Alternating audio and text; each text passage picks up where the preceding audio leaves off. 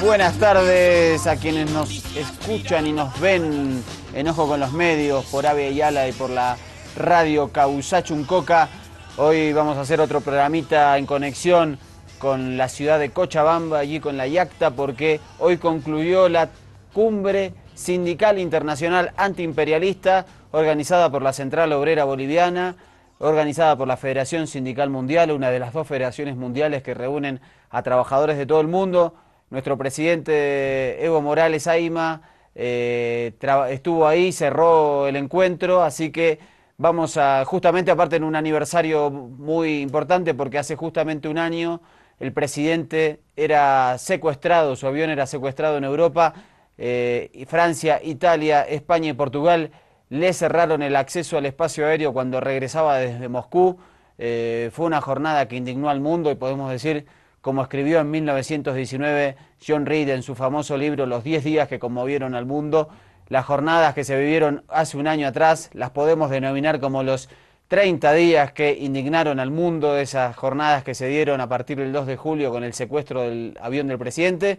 Pero nos vamos ya mismo a Cochabamba, porque ahí vamos a hacer una comunicación con nuestro querido comandante Andrés Allari, quien cubrió para Ojo por los Medios y para Hispan TV esta cumbre sindical internacional y antiimperialista. Comandante, ¿nos escucha? Le escucho fuerte y claro, doctor. ¿Cómo anda todo por La Paz? Acá estamos en esta transmisión, ya es noche cerrada, le cuento, aquí en la Yacta. ¿Todo tranquilo? Todo tranquilo. ¿Con frío o está bien la temperatura por ahí en el vallecito?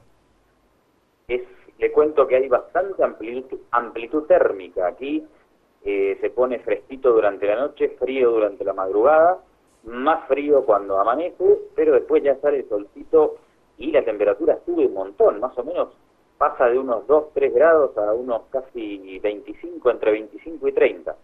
Llama la atención la gran amplitud térmica de la Yacta. Está bien, pero bueno, bajó unos metritos y ahí pudo disfrutar un poquito más de calorcito. Sí, no, el calorcito acá, como decimos nosotros, pipí cucú. Y bueno, estuvimos hoy en la Casa Campestre. Me llamó mucho la atención la gran expectativa que tenían todos los delegados internacionales, alrededor de 80 delegados internacionales de una veintena de países. Le puedo nombrar Perú, México, bueno, los países que ya estuvimos pasando aquí por Ojo con los Medios, los representantes que estuvieron dándonos testimonios del Uruguay, de Chile, de Brasil, de El Salvador, de Nicaragua, de Egipto, de la India, de Irán. También había un grupo de representantes de la Federación Rusa. En fin, una buena muestra de sindicalistas estuvieron presentes en estos 3 días del encuentro sindical internacional antiimperialista. Hay un llamado, me parece muy importante, a la unidad. El presidente Evo Morales siempre, en el marco de lo interno, destaca la importancia que tiene la unidad, ¿no?, para el proceso de cambio boliviano, y me parece que uno de los aspectos que ha tratado de irradiar las delegaciones o la delegación boliviana es el tema de la unidad ya en el ámbito internacional para combatir las políticas neoliberales, capitalistas, proimperialistas. Así que me parece que ese es uno de los aspectos destacables, y también cerraron todos filas en torno a la demanda marítima de Bolivia, ¿no? Sí, fue contundente hoy el discurso del presidente, también de las resoluciones de la cumbre sindical antiimperialista. Se notó también un espíritu muy fuerte de clase de las 100 organizaciones de 22 países que se acercaron hasta nuestro país. ¿Cuál es el aspecto? Porque existe otra central sindical, que es la Confederación Sindical de las Américas, que, digamos, agrupa centrales ya más de un arco político ideológico mucho más variado. ¿Qué se espera de este encuentro? Se habló en este marco de unidad, de iniciar encuentros con las centrales sindicales que no están dentro de este marco. No, de eso no se ha hablado, doctor, y tampoco está claro cuándo va a ser la próxima reunión. El presidente Evo destacó la necesidad de que durante la próxima reunión de este grupo de sindicatos de la Federación Mundial se haga en países donde estén sus gobiernos amenazados por las políticas imperialistas o injerencistas, ¿no? En aquellos gobiernos progresistas que estén inmersos en procesos desestabilizadores. Dijo, hace falta que si cuando hagamos la próxima reunión, en cualquiera de estos países, yo me imagino que, por ejemplo, hoy sería pertinente hacerlo en la República Bolivariana de Venezuela,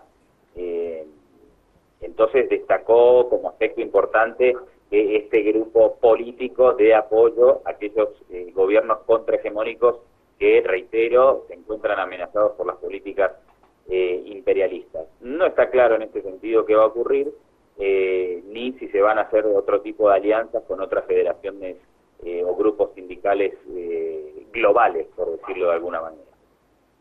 Y hubo hoy además un acontecimiento importante que fue la presentación del libro sobre el secuestro que sufrió el presidente Evo Morales en Europa el año pasado cuando intentaba volver de Rusia, de la Federación Rusa, hacia Bolivia, y 4 países de Europa le negaron el uso del espacio aéreo, tuvo que aterrizar de emergencia en Viena, en Austria, que sí le cedió su espacio aéreo, y nuestro querido amigo y compañero Coco Cuba, director de la Agencia Boliviana de Información, ABI, presentó ese libro. Veo que lo estás mostrando aquí para todos nuestros televidentes y los que nos oyen en la radio Causachun Coca. Les contamos que el comandante nos está mostrando en exclusiva la tapa del libro. Ahí lo vemos a imagen partida, la mitad de la cara del comandante y la mitad de la cara de Evo. Impresionante.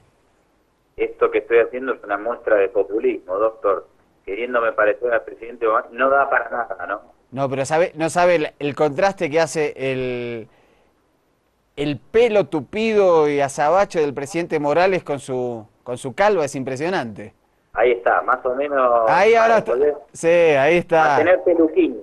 Ahí está mejor. Esta es la portada del texto de Jorge Coco Cuba, muy bonita, por cierto, Julio 2, historia de un secuestro presidencial. La crónica, entonces, del virtual secuestro del presidente Evo Morales, del que, como usted bien refería, hoy se está cumpliendo su primer aniversario. Que no descansan nuestros amigos imperialistas en faltarnos el respeto, creo, a todos aquellos quienes cuestionamos un poco las políticas hegemónicas. Recién estaba leyendo una crónica excelente de la situación de Ucrania, doctor, en el portal Rebelión. Me parece que sería interesante que la semana que viene hablemos un poco de Ucrania, ya que estamos hablando de antiimperialismo, de hegemonía, de contrahegemonía, de políticas injerencistas. Ucrania obviamente es uno de los casos más destacados en este sentido en este momento, y vale la pena que le destaquemos un tiempito. Pero hoy, bueno, hoy es el aniversario del secuestro del presidente Evo Morales. Habló el primer mandatario sobre este tema en la Casa Campestre hoy, en ese cierre junto a los delegados sindicales, y también me parece que entonces es pertinente que repasemos un poco el discurso del presidente Evo Morales aquí en Ojo con los Medios y nos detengamos a analizarlo. No sé qué le parece a ustedes de los estudios en La Paz.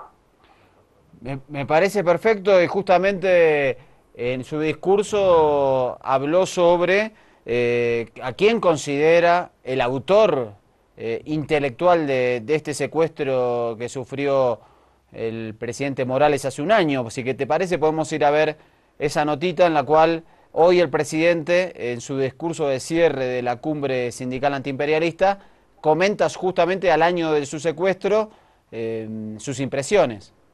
Vamos a eso entonces. Yo no sé si con los hermanos dirigentes de Europa hay que juntarnos también para liberar Europa de Estados Unidos. Yo sigo convencido que el autor intelectual, hasta material, yo diría, es Estados Unidos. Pero no nos arrepentimos ni vamos a ser vengativos. Así como el año 2002, durante la campaña, en mi primera candidatura, ¿qué decía el embajador de Estados Unidos, Manuel Rocha? Decía que Evo es Bin Laden andino y los cocaderos los talibanes. Y no voten por Evo Morales. Si votan para el Evo, no va a haber cooperación ni inversión. Ahora los datos demuestran que más bien se ha triplicado la inversión en especial. Cuando dijo el embajador de Estados Unidos durante la campaña, yo decía, bueno, algunos compañeros preocupados, molestos, yo decía, no hay por qué molestarse. Decía que es nuestro mejor jefe de campaña, el embajador de entonces, de Estados Unidos. Y como que, compañeras y compañeros. Y cuando pasó esto, el 2 de julio, Guante decía que ahora ya no es el embajador de Estados Unidos nuestro jefe de campaña, sino es el presidente Obama nuestro jefe de campaña. A esa conclusión llego. Por eso no nos arrepentimos, sino será parte de la historia lo que pasó el 2 de junio de los años pasados. Comandante, el tema del imperialismo, esa raigambre antiimperialista que tiene el movimiento cocalero y por lo tanto nuestro presidente, también estuvo muy presente en su discurso y específicamente sobre el tema de los pretextos que busca el imperialismo para invadir países o casualidad donde hay petróleo o recursos naturales. Sí, doctor, ahora realmente resulta una maldición tener recursos naturales, ¿no? Y los países, ¿se acuerda que hay una presentación que pasaba Walter Martínez de un militar estadounidense que decía en el año antes de la invasión a Irak, nombraba una serie de países que iban a ser invadidos por Estados Unidos y con lo que la principal potencia mundial pasaría a controlar esos recursos naturales? Y estaban todos estos que fueron invadidos después, primero Irak, Libia, Siria, y evidentemente Sudán. En toda esta elucubración o en esta lista de países va a aparecer inevitablemente la República Islámica de Irán, que es un bastión importantísimo para las potencias occidentales y para Estados Unidos por sus reservas energéticas, y ya lo venimos discutiendo y debatiendo aquí en el programa. Tenemos que tener presente que tras toda esta estrategia de desestabilización regional en Irak, en Siria, está por detrás la República Islámica de Irán y sus reservas petrolíferas y gasíferas. Lo que sí, entonces tengamos presente esto que decíamos hace un rato, es una maldición al final de cuentas tener recursos naturales. Bolivia tiene que prestar atención también, Venezuela ni que se diga por sus reservas de petróleo y gas, así que América Latina también nos toca nuestra parte, y dicen también, doctor, que en los próximos años el agua va a ser uno de los recursos naturales más solicitados, y aquí en América del Sur también tenemos reservas muy importantes en ese sentido. Vamos a repasar entonces, como vos decías, lo que dijo el presidente Evo Morales. Te cuento también, antes de que presentes esa nota en La Paz, que en todos los rincones de Cochabamba, a través de la Causachum y en el Valle Alto, resuena contextos. Ya he recibido las primeras reacciones. Uy, contexto. Ojo con los medios. Me quedé en el programa de antes. Déjà vu. Un déjà vu, bueno. Estábamos antes con contexto y ahora con ojos con los medios. Bueno, ojo con los medios resuena en todos lados como resonaba contexto, doctor. Sí, y sabe que le cuento que ha resonado también en Ojo con los Medios la aparición de el embajador Gringolandis en nuestro país.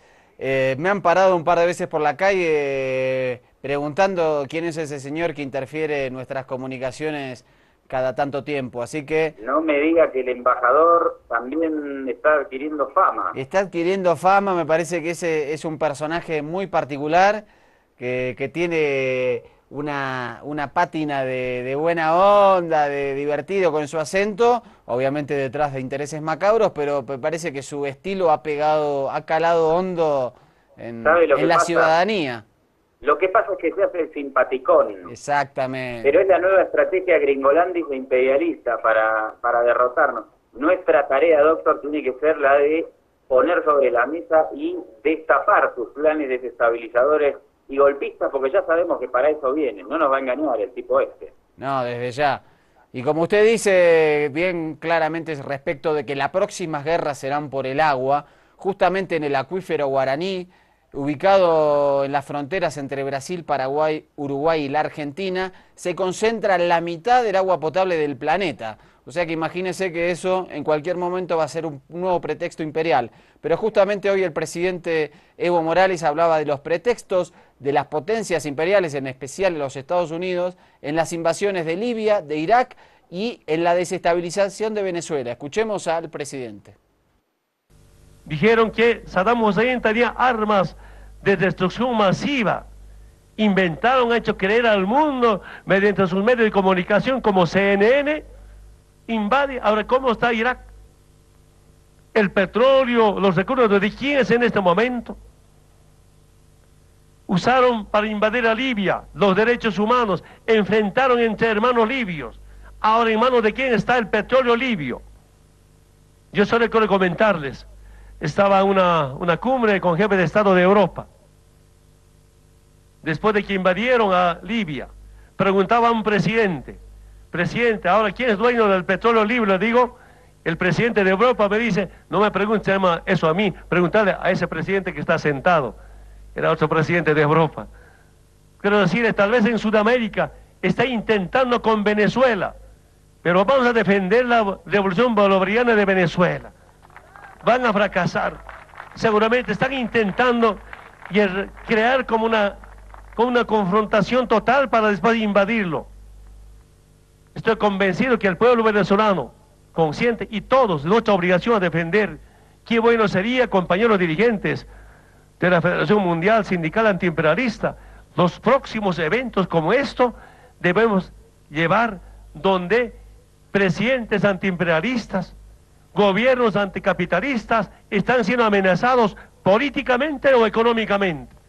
Reunirnos ahí para expresar nuestra solidaridad y demostrar, aquí estamos los pueblos mundos, defender a esos presidentes, gobiernos antiimperialistas. Y va creciendo. Si ha habido algunos golpes de Estado, fracasaron. Tal vez muy pocos golpes de Estado ahora, si no hay una liberación democrática, una liberación con la conciencia del pueblo, de los pueblos del mundo, y siguen creciendo, pero también siguen los chantajes, siguen los amedrentamientos financieros, económicos. Es nuestra obligación como expresar nuestra solidaridad. Yo sigo pensando, compañeras y compañeros de Bolivia, si los presidentes desde el primer momento de la fundación de la República hubieran usado bien los recursos naturales, Bolivia en este momento hubiera estado expresando solidaridad con todos los pueblos del mundo. Tanta plata nos han robado, tantos recursos naturales nos robaron, y en corto tiempo estamos demostrando, sí, cuando los pueblos son dueños de sus recursos naturales, cambia la situación económica, se acaba la mendicidad, se acaba, compañeras y compañeros, de ese estado colonial, mendigo, en corto tiempo. Y el presidente fue claro, están provocando una confrontación en Venezuela para después invadirla. Sí, doctor, y le cuento una cosa. Hablando de temas de injerencia, de imperialismo, usted sabe que la cuestión de los fondos buitres estuvo muy presente y está muy presente en la agenda política regional estas últimas semanas. Hoy es miércoles 2. El miércoles 9 de julio es el aniversario de la independencia en Argentina. Se conmemora en la ciudad de Tucumán, en el norte de la hermana república. Aparentemente, según la información que me llega, Evo Morales estaría allí junto a la presidenta Cristina, al igual que Nicolás Maduro y Rafael Correa. Vamos a esperar la reconfirmación de esto, pero sería un apoyo político en esta ofensiva que hay desde la justicia estadounidense en contra de la soberanía argentina por el tema de los fondos buitres. Ha habido una reacción regional importante y entonces es posible que estos mandatarios se acerquen para conmemorar junto a la comandante Cristina el Día de la Independencia en la ciudad Jardín, en la ciudad de Tucumán. Vamos a esperar, como le decía, la reconfirmación de este tema, pero parece que finalmente es así como se va a dar. De paso, Evo Morales también hoy, y en unos 20 segundos, hizo referencia al tema de la monarquía, como ya comentábamos anteriormente. Hacemos el llamado también aquí, les dejo con los medios, que se terminen las monarquías de una vez. El saludo para España, para Arabia Saudita y para tantos otros países donde todavía reinan los monarcas. ¿Cómo es posible que en estos tiempos pueda haber monarquías? Y hay que acabar con monarquías. Que monarquía es un insulto a la humanidad, un insulto a la vida, tener monarquías. Respetamos, saludamos seguramente su forma de vida. Oligarquías o jerarquías será la otra lucha que tenemos que implementar como trabajadores. Vamos a ver cómo la cadena iraní Hispan TV recordaba hace un año cómo era secuestrado el presidente Evo Morales.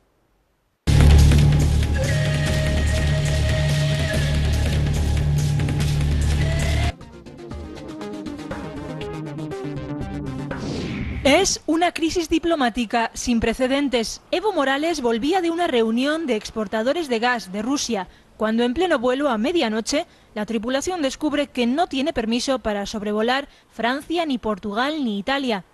Decide pues aterrizar de emergencia en Austria. ¿El motivo? Creen que traslada oculto a Edward Snowden, un exespía de la CIA refugiado en Moscú por revelar los planes de espionaje global de Estados Unidos. Mira, cuando a mí me informaron que nos estarían implicando, recién he pedido a mi jefe de prensa, ¿cómo se llama ese hombre? Y me anotó. Yo ni siquiera sabía pronunciar su nombre. Recién me anotó. Sabía que hay un norteamericano que tenía problemas en su país. Durante su secuestro, pues es la palabra que ha utilizado el propio presidente para definirlo, ha recibido la visita de autoridades austriacas y de los embajadores del Grupo Alba, que han pasado gran parte de la noche con él. Debería ser también una pregunta y una inquietud de los países del mundo. ¿Dónde está realmente el respeto debido que deben nuestros países ante la diplomacia y ante las relaciones internacionales? Es un error histórico, ha asegurado el presidente boliviano, y responde a una actitud imperialista que influye a los países europeos y de la que deben deshacerse. Algunos países europeos que se liberen del imperio norteamericano. No estamos en tiempos de colonia, tampoco estamos en tiempos de imperio, estamos en tiempos de los pueblos, y los pueblos luchan por su liberación. Se equivocan algunos países europeos de tratar de amedrentar y someternos todavía. El último impedimento antes de despegar lo ha puesto España, que cuando por fin Francia, Portugal e Italia habían dado su autorización, no ha enviado su permiso para que el avión repostara en las Islas Canarias hasta las 11 de la mañana. Así, tras 12 horas, Evo podía decir por fin adiós a Viena. Se trata de una historia tan rocambolesca como sin precedentes, el secuestro de un avión presidencial en suelo europeo. Todo fruto de un error de los servicios de inteligencia que parece ahora que se va a saldar sin consecuencias para los responsables. Raquel González, Hispan TV, Viena. Y de esta manera era recibido el presidente del Estado Plurinacional, Evo Morales Alma, en Bolivia luego de ese secuestro que sufrió en suelo europeo.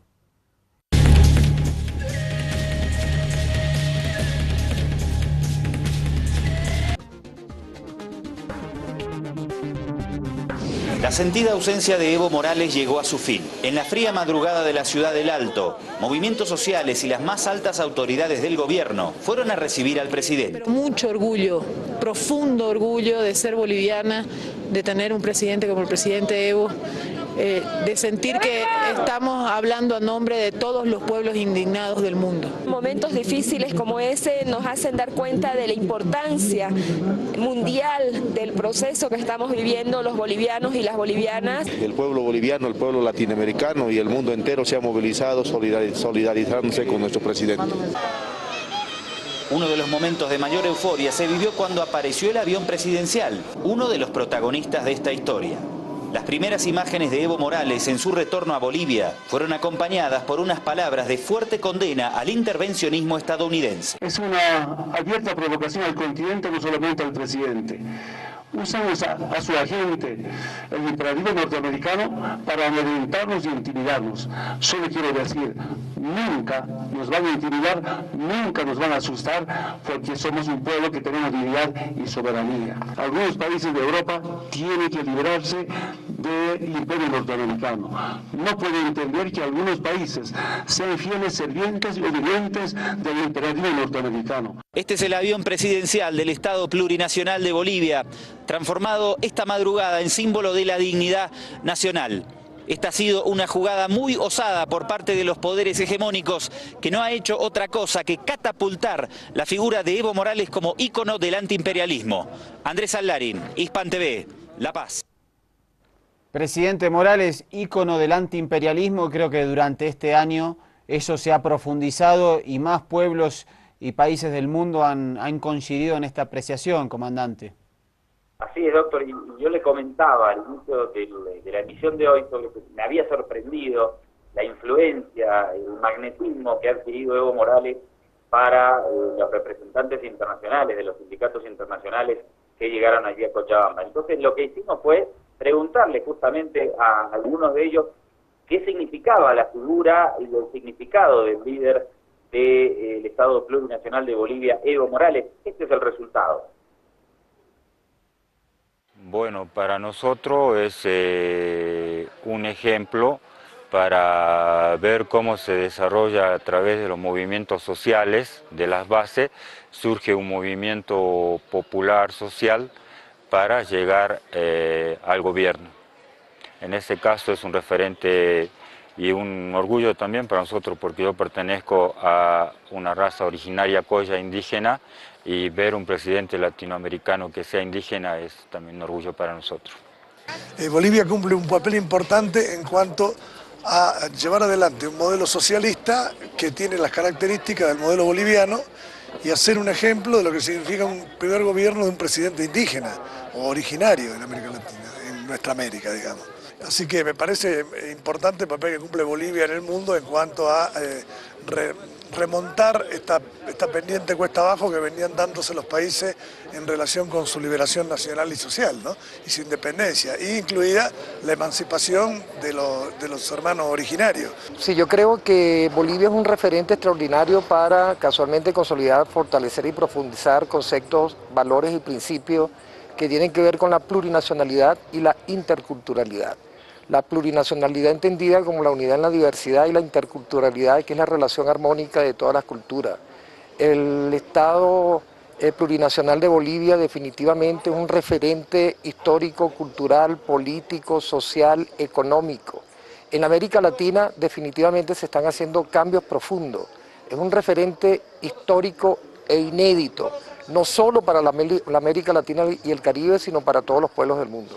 A nosotros nos parece un rol muy interesante, muy importante, ¿no? Nosotros venimos del Uruguay dándole seguimiento, no de ahora, ¿no? De muchos años atrás, la situación de Bolivia, bueno, y en los últimos años realmente con la presidencia de Evo ha venido cambiando la situación. Hay que ver, bueno, cómo pasó a nacionalizar las cuestiones más importantes del país y tiene que ver con la subsistencia, me parece, de los bolivianos y también del mundo, ¿no? Porque es un aporte para fundamentalmente América Latina y el mundo en general, la situación hoy de Bolivia, ¿no? Con los avances que han tenido. Entonces, para nosotros Evo es también una referencia, como lo fue, bueno, Fidel Castro, el pueblo cubano, como lo fue Chávez y como lo está haciendo Correa y otros presidentes de Latinoamérica, ¿no? Se convirtieron en un ente aglutinador de hombres y mujeres que tienen necesidades mínimas de sobrevivir y además que traía un concepto internacional de la defensa de los recursos naturales y que sean utilizados por el pueblo. La primera impresión que tenemos de Bolivia, un país hermano, y de Evo, es una impresión positiva, sobre todo porque representa una clase, que es la clase de los desposeídos, la clase de los pobres, la clase de los que defienden los recursos naturales de sus países. Y por lo tanto, cuando esa impresión se expresa en una conducta, es el resultado también de una ideología, y esa es la que tiene Evo. Y por lo tanto yo pienso de que Bolivia en el contexto latinoamericano y en el contexto mundial hoy tiene un papel preponderante, sobre todo porque ha demostrado de que aún con la ferocidad del capitalismo, del neoliberalismo y del imperialismo, cuando se participa con las masas, cuando actúan los movimientos sociales, los sindicatos, se puede transformar un proyecto social, y eso es lo que está pasando en Bolivia hoy.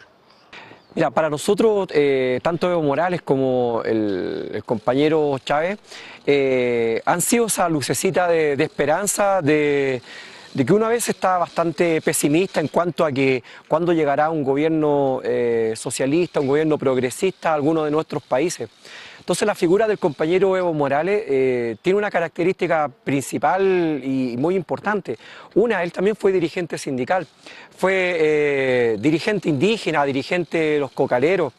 Por lo tanto, él estuvo en la lucha por recuperar la dignidad, por recuperar la libertad que merecía tener Bolivia.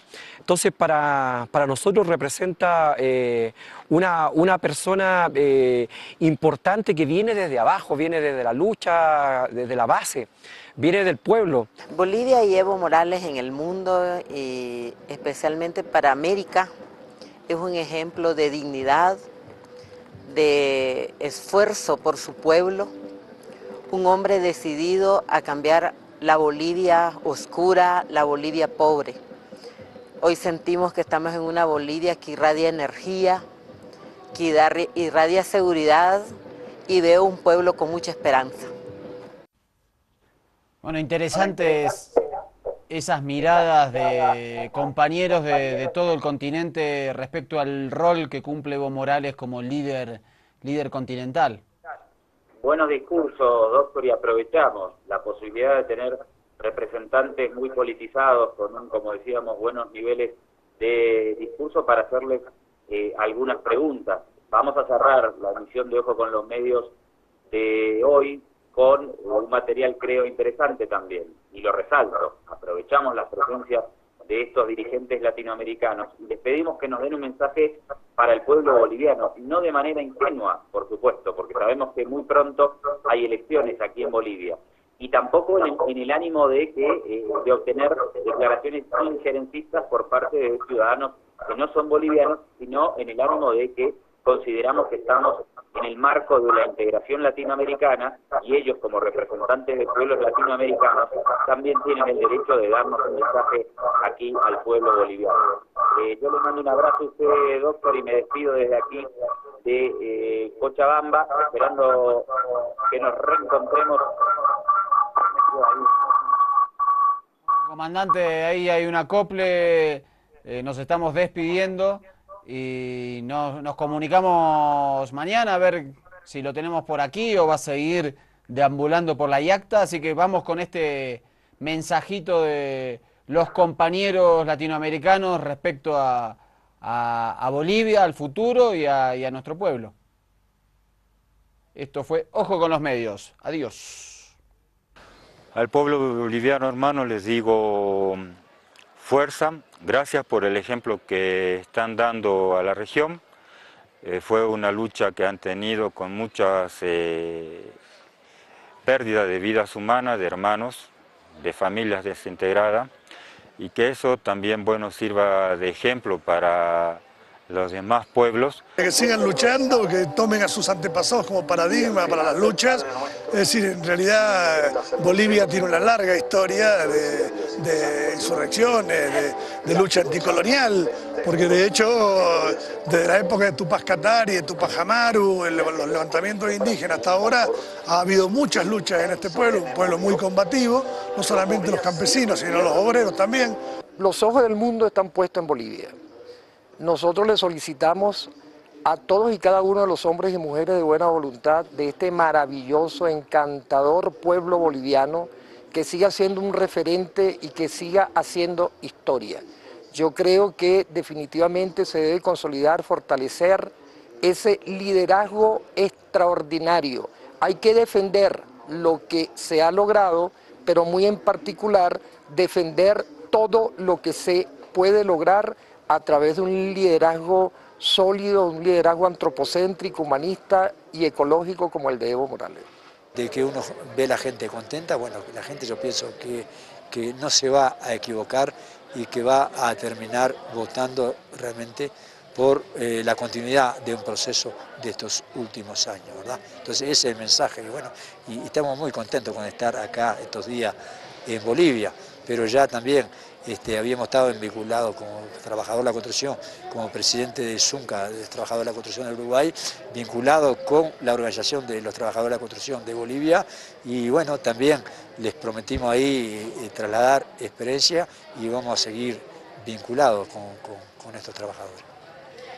Pues que son un pueblo que ha mantenido su cultura se dice plurinacional. Y eso ha permitido que en toda esta pluralidad, en todo este prisma de personas hasta con vestimentas inclusive diferentes, han podido mantener una unidad. Que esa unidad la mantengan, que sigan siendo ejemplo para que en los pueblos como el mío, que se nos ha desclasado, se nos ha quitado nuestra identidad propia, podamos utilizarlos como ejemplo para que en lugar de que tomemos en cuenta diferencias de aspecto o de vestimenta, nos demos cuenta que vivimos en el mismo territorio, que somos mexicanos y que ya nos han despojado no solamente del 50% de nuestro territorio, los Estados Unidos, sino ahora vienen por nuestros recursos económicos. Bueno, mi mensaje es de solidaridad en nombre no solamente de los trabajadores y las trabajadoras de Cuba, sino del pueblo de Cuba, que estaremos junto a ustedes como lo hacemos todos los días aquí en Bolivia a través de las misiones médicas y educativas, donde tenemos más de 700 trabajadores cubanos y cubanas que comparten todos los días la solidaridad aquí en este hermano pueblo y que confíen en lo que están haciendo, que lo están haciendo no solamente por Bolivia, sino también por América y por el mundo. El 11 de marzo del año 2014, cuando en Chile la Concertación, estos partidos de centro-izquierda, estaban asumiendo el mando en un gran circo que armaron en La Moneda, nosotros estábamos en el Caupolicán rindiéndole un homenaje al compañero Evo Morales y gritándole que queremos mar para Bolivia con soberanía. Nosotros le arrebatamos el mar a Bolivia y les quiero decir de que efectivamente el gobierno de Chile no tiene nada que ver con el pueblo de Chile. El gobierno chileno es un gobierno pro-imperialista, un gobierno pro-yanqui. Por eso le va a pedir consejo a Obama, le va a pedir orientación. Y en cambio nosotros, las organizaciones sociales, estamos por que este litigio sea favorable a Bolivia y vamos a hacer todo lo posible por seguir concientizando a nuestra gente, seguir explicándole a nuestros compañeros, a los más jóvenes especialmente, que no fue una guerra la de 1879, sino que fue una invasión. Un gran saludo, adelante, y tienen un gran presidente Evo Morales y tienen que reelegirlo.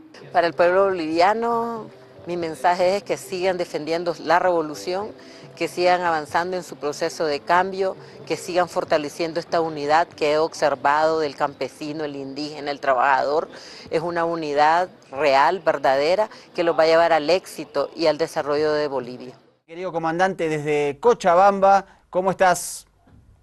Hola, ¿cómo están todos? Un saludo grande a los televidentes y radioescuchas de Ojo con los Medios. Acá estamos siguiendo los acontecimientos en la Organización de Estados Americanos, parte del éxito, creo, de la política internacional de Argentina por internacionalizar este tema de los buitres, que acá tengo, déjeme repasar porque me estaban llegando algunos mensajes, las declaraciones del jefe de la diplomacia del Estado Plurinacional de Bolivia, quien estuvo hace algunos minutos. Dijo David Choquehuanca, es un robo premeditado, lo que sucede hoy en Argentina no es solo contra un solo país, sino contra Latinoamérica. Por aquí, espéreme un segundito, que tengo alguno más. Tengo por acá Elías Cagua, canciller de Venezuela, que exhorta a la región a alinearse en el camino de la emancipación financiera, partiendo del fortalecimiento del Banco del Sur. Alguna más de David Choquehuanca, textual: proponemos impulsar la construcción de una nueva arquitectura financiera internacional. Una más, y ya termino con el David Choquehuanca: debemos emitir leyes que limiten la especulación a costa de los pueblos. Bueno, solidaridad absoluta. ¿Y usted decía que Estados Unidos no participa en esta mesa?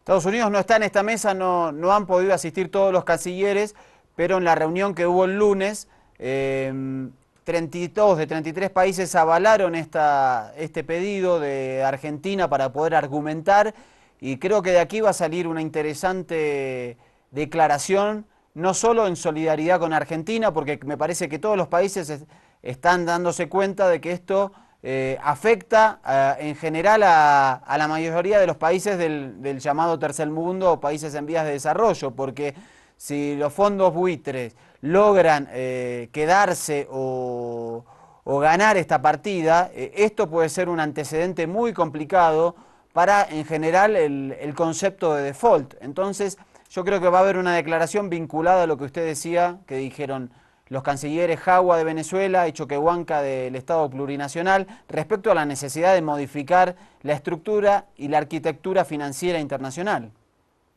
Bueno, me alegro, de cierta manera es saludable que ante los embates estos del capitalismo financiero más rancio a nivel internacional, en la región Argentina no se quede sola y reciba la solidaridad manifiesta de nuestros países. Y está bueno también que en este foro tan discutido como es la Organización de Estados Americanos, me parece que ya no tienen más espacio para hacerse los distraídos ante hechos como estos. Sí, me parece que hay un cierto acomodamiento de la Organización de Estados Americanos, que estaba muy cuestionada, en tener que abarcar temas como estos y no seguir simplemente los lineamientos de Estados Unidos, como sucedía en décadas anteriores. Esta es una muestra más, doctor.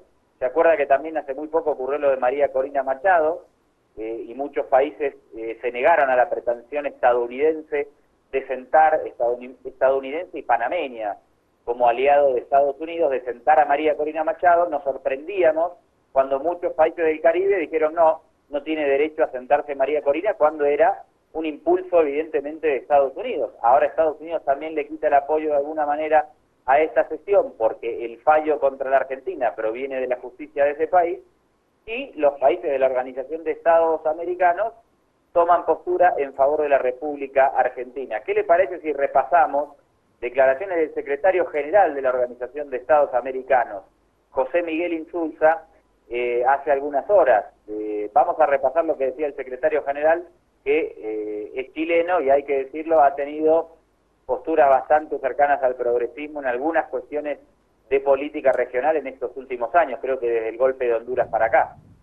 Sí, exactamente, y fue justamente quien abrió hoy la sesión. Fue el primer discurso de la Organización de Estados Americanos, fue el de su secretario general, en un discurso muy contundente sobre los fondos buitres, la solidaridad con Argentina, y haciendo un recuerdo muy especial al expresidente argentino y fallecido Néstor Kirchner, así que vamos a verlo. Sin embargo, parece ser que para algunos actores indeseados en esta economía global, la eventual quiebra de un Estado, con enormes daños para sus ciudadanos, especialmente los más pobres, nunca es too big. Al contrario, la crisis es siempre una oportunidad para ellos. Por eso se les llama fondos buitres, no de manera peyorativa, sino ajustada a la verdad. Merodean incansablemente por la economía global, buscando sus partes más débiles para comprar empresas en crisis y desmantelarlas, o para comprar a precio vil deudas de difícil cobro, o aprovechar adecuadamente las dificultades de un país para obtener dinero en los mercados internacionales, comprando sus bonos con un muy alto rendimiento. Y no les importa que quien gobierne ese país no haya contraído las deudas, que ellas hayan sido producto de políticas cerradas, o que esto redunde en el sufrimiento y el aumento de la pobreza. Comprar a 10 y ganar 1000 es lo que buscan los fondos buitre, cualquiera que sea el daño que produzcan en su país y su población. Compran barato y ganan mucho, pero hasta ahora pensábamos que este era un negocio de alto riesgo. Ahora resulta que no lo es.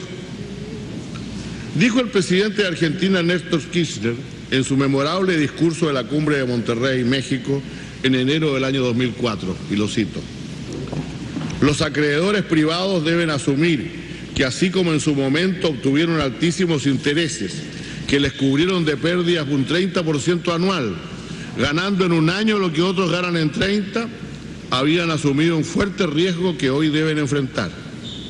Era en definitiva la envergadura del riesgo que asumían. Es una regla del capitalismo serio que los altos intereses respecto de la media internacional indiquen que el inversor ha optado por el riesgo en detrimento del valor seguridad. En la mayor crisis de mi país, agregó el presidente, me tocaba gobernar la provincia de Santa Cruz y retiré los fondos de mi país llevándolos a la Reserva Federal de los Estados Unidos a una tasa de un 1% anual, mientras había gente que invertía en mi país al 30% anual, ganando en un año lo que nosotros nos proponíamos ganar en 30. Cuando uno tiene altas tasas de interés, asume como meta el riesgo y no la seguridad de la inversión. En esas condiciones no resulta ni moral ni racional la protección que por allí se postula a favor de quien manejó sus fondos como si concurriera a un casino de juego. Fin de la cita. Ahora se dice, en cambio, que los que apuestan en el juego especulativo de las finanzas internacionales pueden cometer cualquier exceso, porque siempre serán protegidos de la misma manera que aquellos que ejercen la prudencia y aceptan reglas del juego más limpias y solidarias. El segundo aspecto de la paradoja es que los esfuerzos por crear un sistema de reestructuración de la deuda soberana que proteja los intereses legítimos de los tenedores de bonos y a la vez evite que los países se vean impedidos de crecer y atender las necesidades urgentes de sus ciudadanos agobiados por el peso de la deuda, encuentren el espacio suficiente para hacerlo. Se encuentran ahora hipotecados por una decisión que dice que el que acepta una renegociación y el que no la acepta debe pagarse al mismo tiempo. Pero la peor paradoja es que aunque todos los gobiernos de todos nuestros países y de los organismos internacionales que nosotros hemos formado están de acuerdo en que se está llevando una aberración injusta, llevando a cabo una aberración injusta, no aparezcan hasta ahora los instrumentos para corregirla. Y yo espero que esta reunión de consulta sea útil para ellos. Concluyo, pues, señores ministros y delegados, recurriendo nuevamente a las palabras de Néstor Kirchner en Monterrey. Lo cito: asumiendo que nuestra deuda es un problema central, mantenemos una proporción que nos interesa aquí, una posición que nos interesa aquí reafirmar. No podemos pagar de un modo que lesiona las perspectivas de crecimiento económico y la gobernabilidad, generando pobreza, hambre, exclusión y conflictividad social. Esto ya se hizo y el resultado fue poner al país al borde de la ruptura institucional y la desintegración social. Nadie obtendrá beneficios si se ahoga el crecimiento de nuestra economía. La falta de crecimiento imposibilitaría pagar siquiera lo comprometido con los organismos multilaterales. La falta de crecimiento mataría nuestras esperanzas. Un año después, en 2005, Argentina alcanzaría la primera renegociación de su deuda, seguida de una segunda en el año 2010, y ha ido pagando sus compromisos gracias al crecimiento de su economía. Ayudemos, pues, a que aquellas esperanzas del presidente Kirchner se sigan haciendo realidad. La región reacciona, era el secretario general de la Organización de Estados Americanos, José Miguel Insulza, pidiendo que no se ahoguen a los países con el tema de la deuda, más candente que nunca con las decisiones de la justicia estadounidense, o más precisamente de juez Griesa, en lo que tiene que ver con los fondos buitres y los pagos que debe realizar la Argentina. Justamente su representante en el marco de la OEA, o más bien el canciller argentino, Héctor Timerman, también declaraba sobre el tema. Vamos a compartir, son 5 minutos, lo principal del discurso de Héctor Timerman. Pero señores, el tema de la deuda externa no es un problema teórico, es un problema práctico, es un problema político. Por eso están los cancilleres hoy aquí, por eso están los distintos gobiernos, por eso está la Asamblea de la Organización de Estados Americanos reunidos. Porque el problema de la deuda externa afecta a la gente. La Argentina ya pasó por un default. En el año 2001 la Argentina tuvo el mayor default de la historia del que se tenga conocimiento de cualquier otro país. Y eso provocó pobreza en mi país. El índice más alto de pobreza de la historia de mi país. Provocó desempleo, el índice más alto de desempleo del que se tiene memoria en mi país. También afectó la salud, afectó la educación, afectó el futuro de las generaciones, afectó a muchos chicos que vieron crecer, que crecieron viendo a sus padres sin trabajo.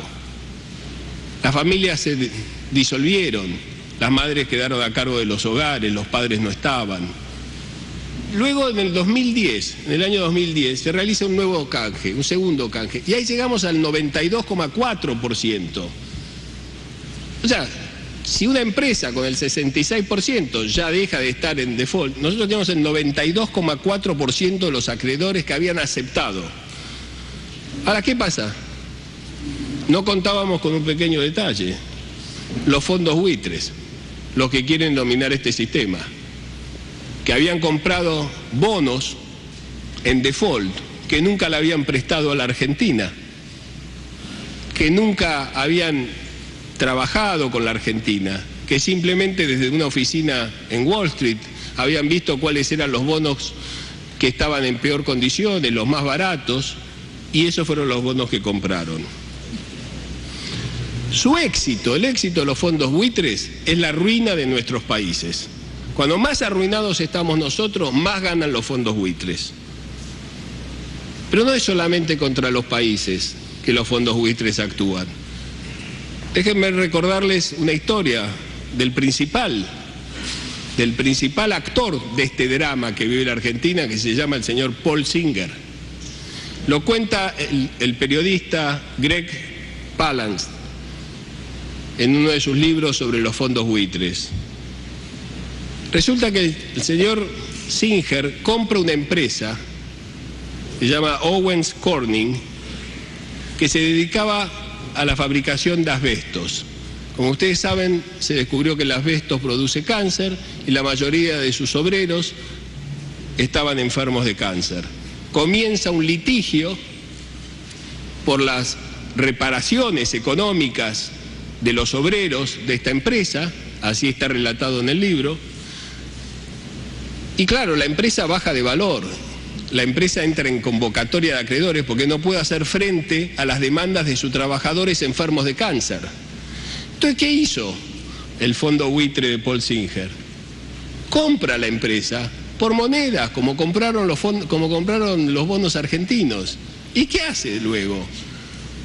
Utilizando lobbies políticos, utilizando medios de comunicación adictos, utilizando mucho dinero, logra dos acciones. Una es hacer que la gente crea que los obreros no estaban enfermos, sino que exageraban en su enfermedad. Y dos, que las leyes de este país, de Estados Unidos, reduzca el tope de las indemnizaciones, con lo cual la deuda de la empresa se redujo considerablemente. Cuando logró todo eso, vendió la empresa y ganó $1.000 millones. Los obreros se murieron de cáncer.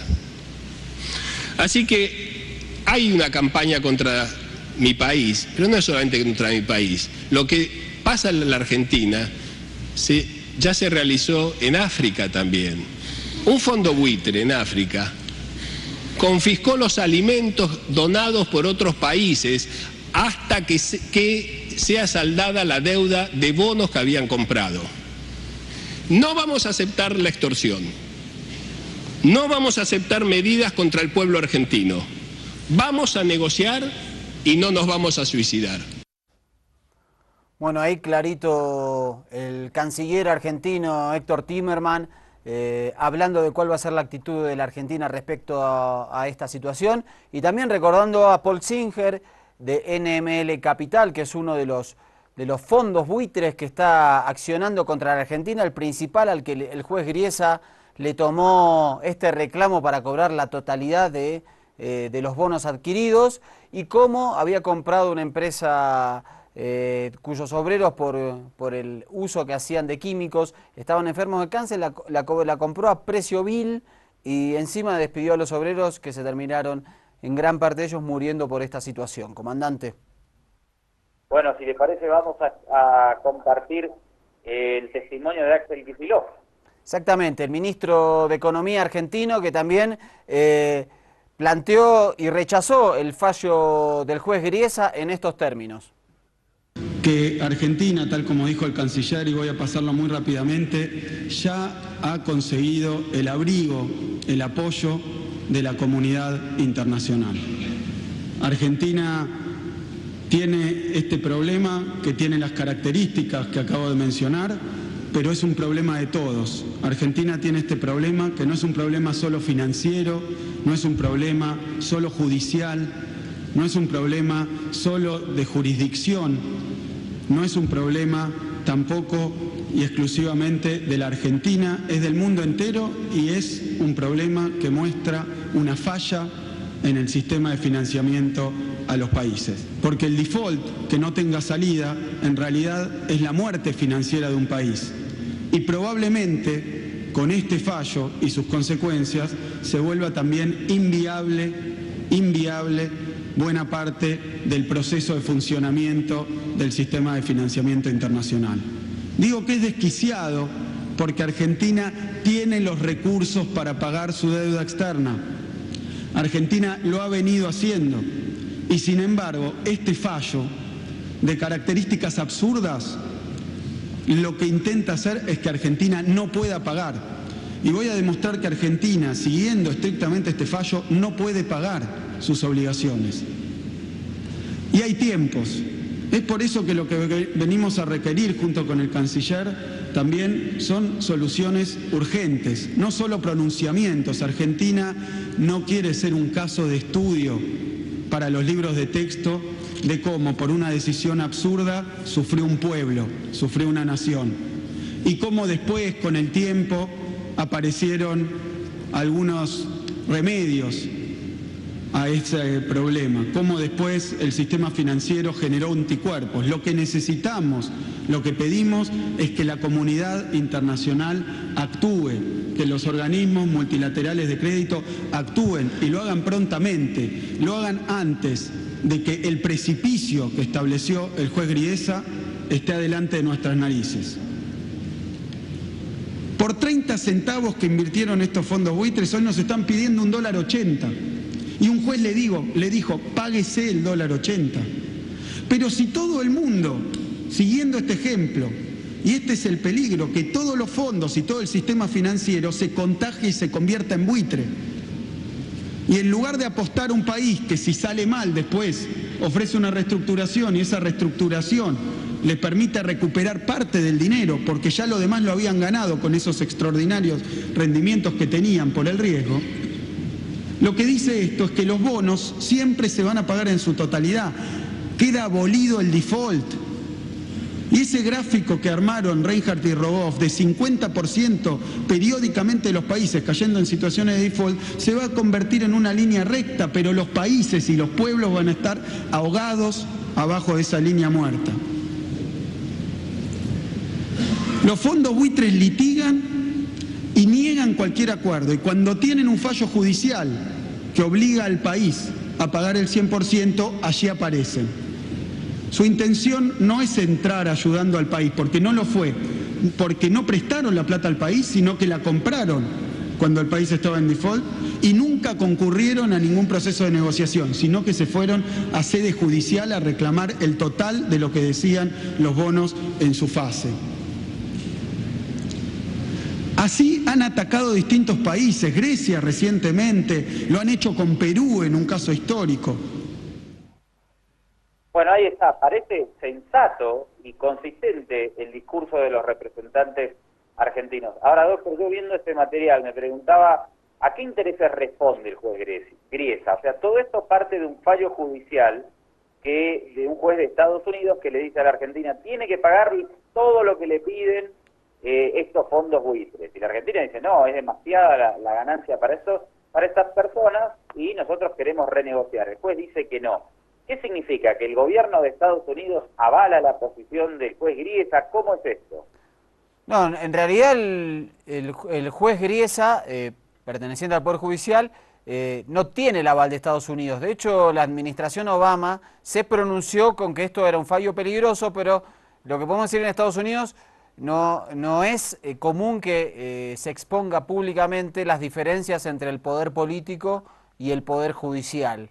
Lo que sí es claro es que el juez Griesa y los fondos buitres lo son lobistas de alto nivel con muchas vinculaciones, sobre todo en el Partido Republicano, y que aportan muchísimo dinero a las campañas presidenciales y con alto poder. Está muy influenciado y tiene vínculos con estos fondos buitres y por eso atiende esta demanda que ha puesto en jaque no a la Argentina, sino al sistema financiero internacional, porque puede sentar un precedente muy peligroso para el tema de los default de deuda.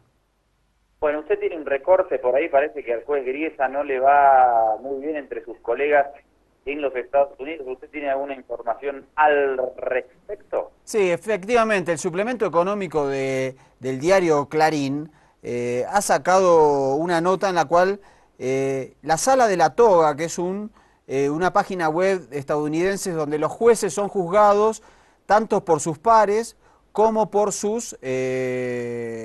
por fiscales, empleados de tribunales, abogados y litigantes, votan y dan su opinión sobre los jueces con los que se cruzan en diferentes litigios judiciales. De 1 a 10 recibió el juez Tomás Griesa un 4.2, es decir, la mayoría de las personas que han actuado con este juez le han dado una imagen muy negativa. De los 14 puntos valorables, lo calificaron en algunos casos como poco trabajador, con mal desempeño en las negociaciones para llegar a arreglos extrajudiciales. Esto da claramente en el kit de la cuestión respecto a esto. Repito, mal desempeño en las negociaciones para llegar a arreglos extrajudiciales. En este punto sacó un 3 sobre los 10 puntos posibles, es decir, que en esta sección de comentarios que se llama la sala de la toga o el Robin Room, de acuerdo a su denominación en inglés, el juez Griesa está muy mal visto. Bueno, me parece que el juez Griesa, que fue nombrado durante la administración de Richard Nixon a inicio de la década del 70, ya está un poco cansado, ¿no? Este tema de que trabaja poco, no arregla fallos de manera extrajudicial. Habría que analizar un poco más seriamente en manos de quién están estos fallos trascendentes. Y a mí lo que me llamaba la atención el otro día era cómo desde una sala judicial, desde un juzgado en los Estados Unidos, se puede poner en jaque la economía de un país y tal vez de la región. Esto me llama demasiado la atención. Pero en fin, este es el marco en el que estamos. Hagamos aquí un pequeño corte en Ojo con los Medios, que ya nos atrasamos bastante. Y al regreso tenemos declaraciones de Evo Morales, de Elías Jagua, algún análisis que nos llega desde Argentina del prestigioso Pedro Brigger, y una declaración muy interesante también del representante del Ecuador en la Organización de Estados Americanos. No te lo pierdas en el segundo bloque de Ojo con los Medios. Lo que está pasando en Venezuela y Argentina. En Venezuela, desde el imperio, una agresión política. Y en Argentina, una extorsión económica mediante el llamado fondos buitre. Es el capitalismo. Y desde aquí rechazamos, condenamos esa agresión política y económica a dos países de Sudamérica, Argentina y Venezuela. ¿Serán nuestros nuevos instrumentos de dominación o tal vez son nuevos instrumentos de saqueo, donde no nos roban nuestros recursos naturales? Ahora tienen esta clase de políticas de una especulación financiera. Finalizó la reunión extraordinaria de la Organización de Estados Americanos y a ver si tenemos la posibilidad de engancharnos en vivo y en directo con Washington. Está el enviado especial de Telesur, Rolando Segura, lo escuchamos. En esta 28 reunión consultiva de la OEA ha estado la necesidad de establecer una nueva arquitectura financiera internacional, pero sobre todo los elementos que plantea esta resolución presentada por Brasil y Uruguay, y es la necesidad de establecer condiciones para que cualquier nación pueda discutir con sus acreedores de manera equilibrada, de manera justa, sus obligaciones de deuda. Es importante señalar también, como lo decía el ministro de Economía de Argentina, también su canciller, que durante los últimos 10 años han estado pagando su deuda. Han sido más de 190 millones de dólares los que han pagado durante estos años, pero al mismo tiempo una deuda... Ahí está, doctor. Enlazamos en vivo y en directo Washington con Rolando Segura, con La Paz y Cochabamba. Decía Rolando Segura que surgía de la exposición de los representantes la necesidad de reestructurar el sistema financiero. ¿Se acuerda que durante el año 2008, cuando fue la gran crisis financiera internacional, se habló mucho de este tema en el G20? Finalmente no pasó nada. Vamos a ver si ahora desde la región, desde aquí, de Sudamérica, se puede lograr alguna fuerza de manera colectiva para que comencemos a pensar y reestructurar este sistema, esta dictadura financiera del capital. Seguramente que habrá que hacer alianzas para que haya más voluntades políticas en otras partes del mundo para lograr esto. Pero a ver si se pueden dar los primeros pasos desde acá con este caso que involucra a la Argentina y a los fondos buitres. Tenemos más material sobre este tema preparado. Sí, exactamente.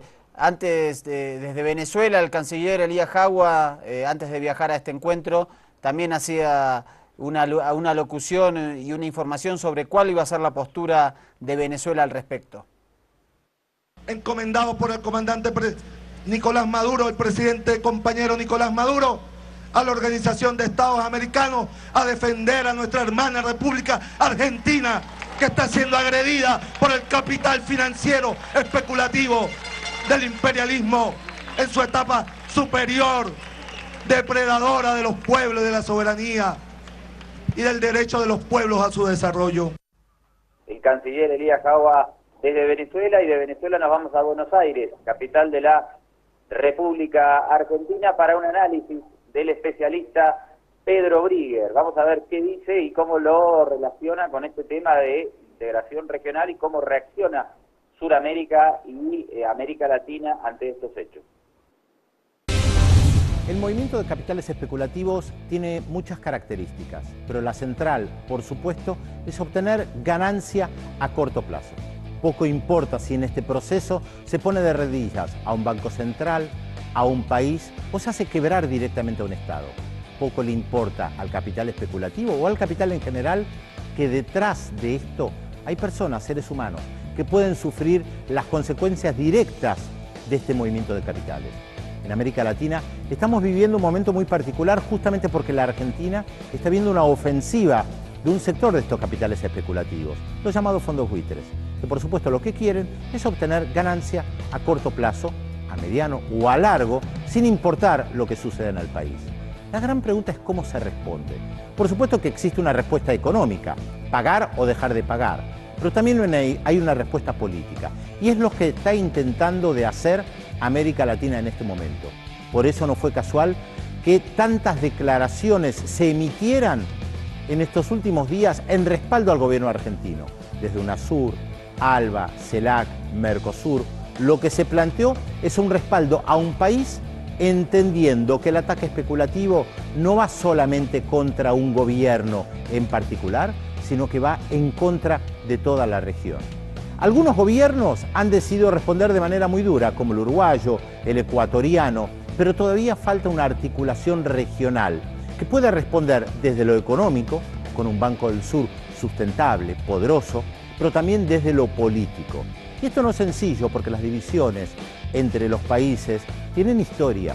Y no es fácil lograr una salida al mar para Bolivia con la tensión histórica que hay con Chile, y no es fácil lograr un entendimiento entre los diversos países que también tienen que unirse frente al movimiento de capitales especulativos.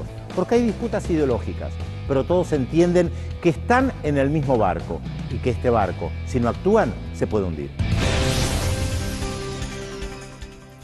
Bueno, y ahí teníamos un análisis de los fondos buitres y de cómo el poder regional, América Latina y el mundo tienen que responder, articularse para poder enfrentarse. Y ahora nos vamos a ir una notita generada en la querida hermana República de Cuba, donde nos cuenta un poquito que estos fondos buitres también tienen mucha vinculación con la mafia anticastrista, la mafia antirrevolucionaria que se encuentra en Miami. Vamos a ver entonces la vinculación de estos fondos buitres con estos antirrevolucionarios.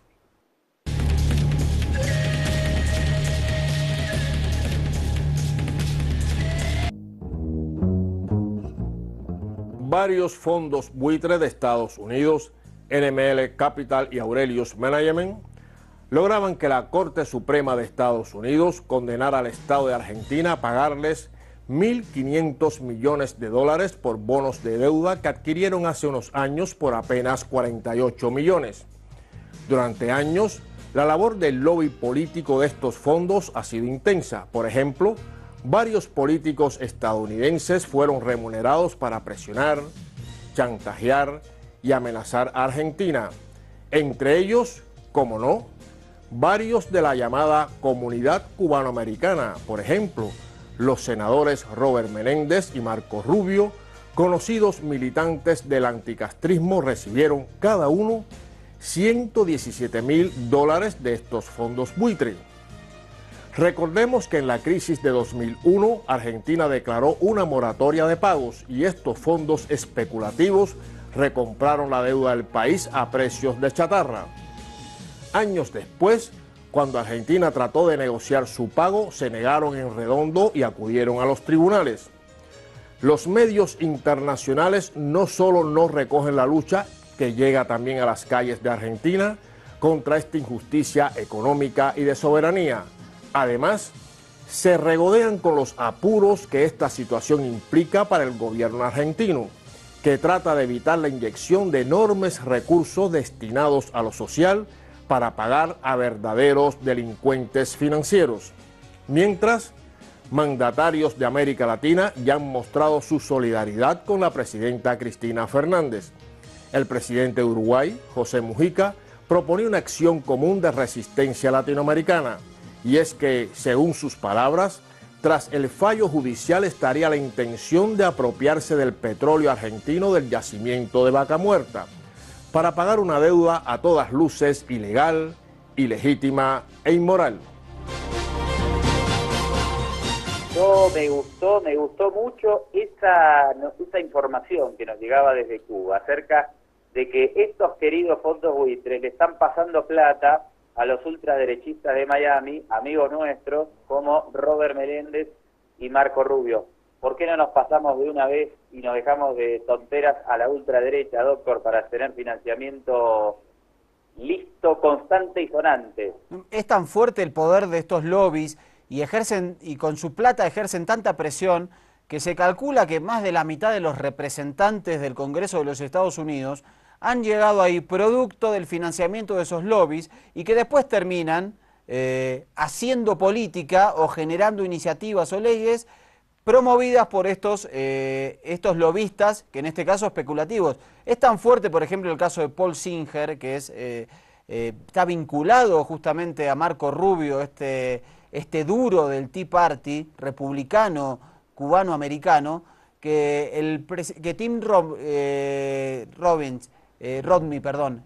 que fue el candidato republicano que se opuso a Barack Obama en la última elección, su principal apoyo financiero fue Paul Singer, el que ahora está atacando a Argentina.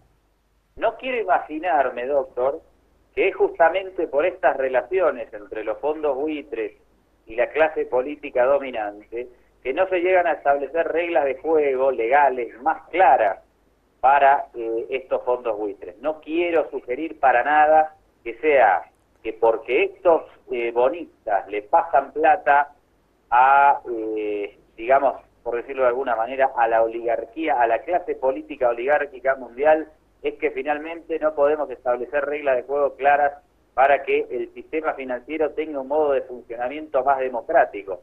Claro, si le están pasando cientos de miles de dólares a todos los dirigentes políticos de las principales potencias, ¿quién se va a animar a establecer alguna legislación que obviamente los perjudique?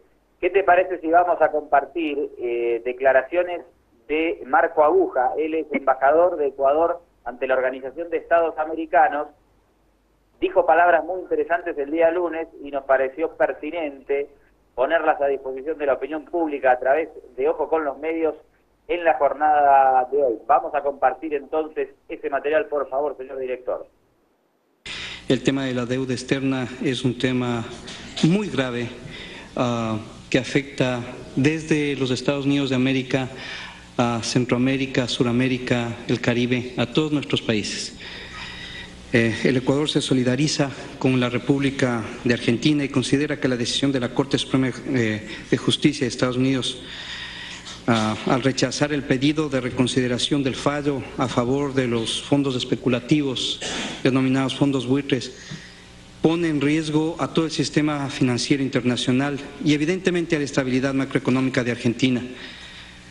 Como sabemos, la resolución deja en firme un fallo de primera instancia del juez Tomás Griesa que obliga a Argentina a pagar 1.500 millones de dólares, como ya nos ha informado su representante, a los acreedores externos, sin plazo y en efectivo. Hay que reiterar que Argentina ha venido cumpliendo todas sus obligaciones económicas desde la reestructuración. Lo más grave de la decisión no es que le ordene a Argentina a pagar, pues eso ya fue decidido en anteriores ocasiones. Lo peligroso es que ahora la Corte Suprema ordena a un banco estadounidense a que debite las cuentas de Argentina y pague directamente a los llamados fondos buitre. Incluso la sentencia ordena una orden de prelación de pago inédito en el derecho internacional. Primero, el pago a los acreedores especulativos antes que a agentes financieros que accedieron a reestructurar la deuda argentina de buena fe. Esto es sin precedentes en el derecho internacional. Es insólito. Esto genera un precedente nefasto contra cualquier país, ya que en Nueva York está la mayoría de la deuda externa y contratos financieros de todos nuestros países. Ahora, con un contrato entre un país y un banco, no va a servir de mucho, no va a haber seguridad jurídica, pues hay el precedente que se está tratando de sentar de que una corte puede ordenarle a un banco que le quite el dinero a su cliente y se le entregue a quien la corte crea. Estamos en el reino de la supremacía absoluta del capital sobre el ser humano y sobre la soberanía de los estados.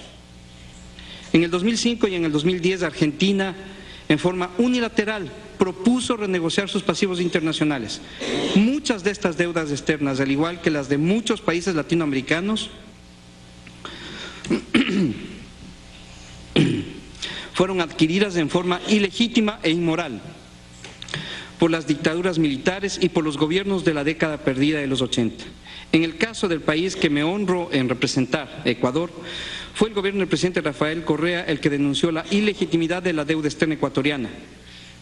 Solo nos hace falta recordar el informe final de la auditoría integral de la deuda ecuatoriana del año 2008, que permitió utilizar los mecanismos legales de mercados financieros para reducir el stock de la deuda, con la cual generamos un ahorro de alrededor de 8.000 millones de dólares invertidos todos y cada uno de esos recursos en obras públicas para la gente. Esto ha sido reconocido por la comunidad financiera internacional e incluso hay un documental muy extenso en Grecia tomando como modelo de renegociación y de reestructuración lo que hizo el Ecuador. Volviendo al caso argentino, cerca del 92% de los acreedores accedió a la renegociación y el resto acudió a la justicia norteamericana a demandar el cambio unilateral de condiciones y exigir que se respete las condiciones de endeudamiento y pago original, tal como lo explicó la presidenta del hermano país, Cristina Fernández de Kirchner, sin agotar ninguna instancia previa interna dentro del país ni acudiendo a los sistemas alternativos de solución de controversia. Obviamente son el negocio de los fondos especulativos es crear incertidumbre. La jugosa tajada de estos buitres ronda los 1.500 millones de dólares que serían los inmediatos beneficiarios de las decisiones del juez de Nueva York. Pero se desconoce el monto total de los demás acreedores de buena y de mala fe que podrían beneficiarse. Se ha hablado aquí de 15.000 millones de dólares. De otro lado, lo sucedido con Argentina es un llamado de atención a toda nuestra región, a todo nuestro hemisferio. Es necesario seguir perseverando en lo que se propuso hace más de un lustro, regular los mercados financieros internacionales, desconocer las jurisdicciones supranacionales que se arrogan jurisdicciones. Estas circunstancias también nos llevan, en la actualidad, a proponer de nuevo la necesidad de empujar el funcionamiento operativo del Banco del Sur y la nueva arquitectura financiera regional, como respuesta que cortan uno de los poderosos tentáculos de la gobernanza financiera mundial. La nueva arquitectura busca construir un espacio monetario regional para el intercambio de bienes y servicios como el Sucre, estructurar un instrumento financiero para UNASUR, como el Banco del Sur, que pueda servir incluso al hemisferio, una red de seguridad financiera alternativa al Fondo Monetario e incluso tribunales alternativos para tratar los diferendos relativos a inversiones. Son propuestas coherentes, viables y políticamente apropiadas para promover una auténtica integración latinoamericana. Únicamente para terminar, señora Presidenta, y perdónenme compañeros y compañeras haber tomado o utilizado tanto tiempo, pero los fondos buitres que están sobrevolando sobre la nación argentina son exactamente los mismos que en los últimos 6 años atacaron los países que según Naciones Unidas son los más pobres de la tierra y que se encuentran en África. Compraron deuda externa de $1 millón en $200.000 y demandaron por $40 millones. Deuda externa de $1 millón, compraron en $200.000 y demandaron por $40 millones a los países más pobres de la tierra que están en África, con nombre y apellido. Estos buitres están sobre Argentina.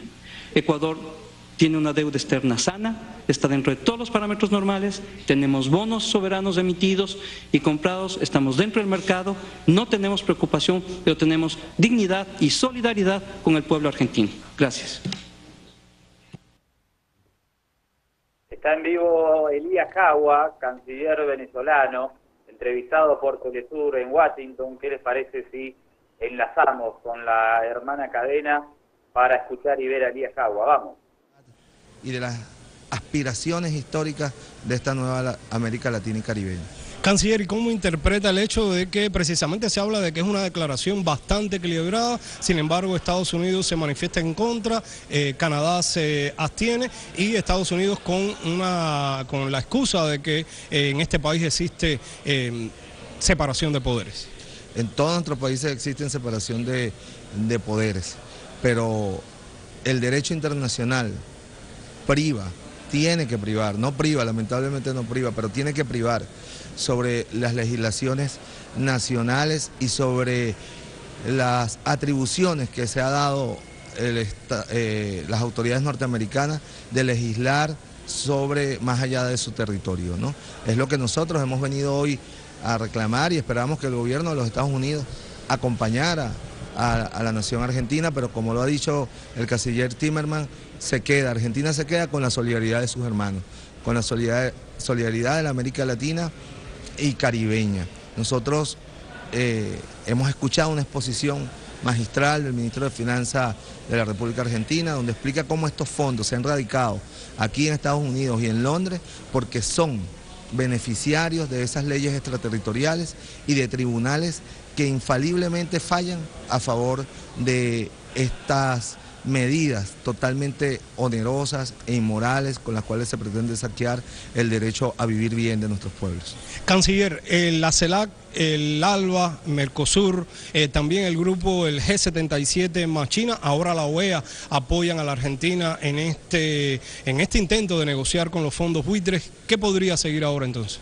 Bueno, vamos a esperar que Argentina se reúna con los llamados fondos buitres, con estos especuladores que son grandes especuladores que radican aquí en los Estados Unidos, son los grandes financistas de las campañas electorales en los Estados Unidos, hablando de independencia de poderes, ¿no?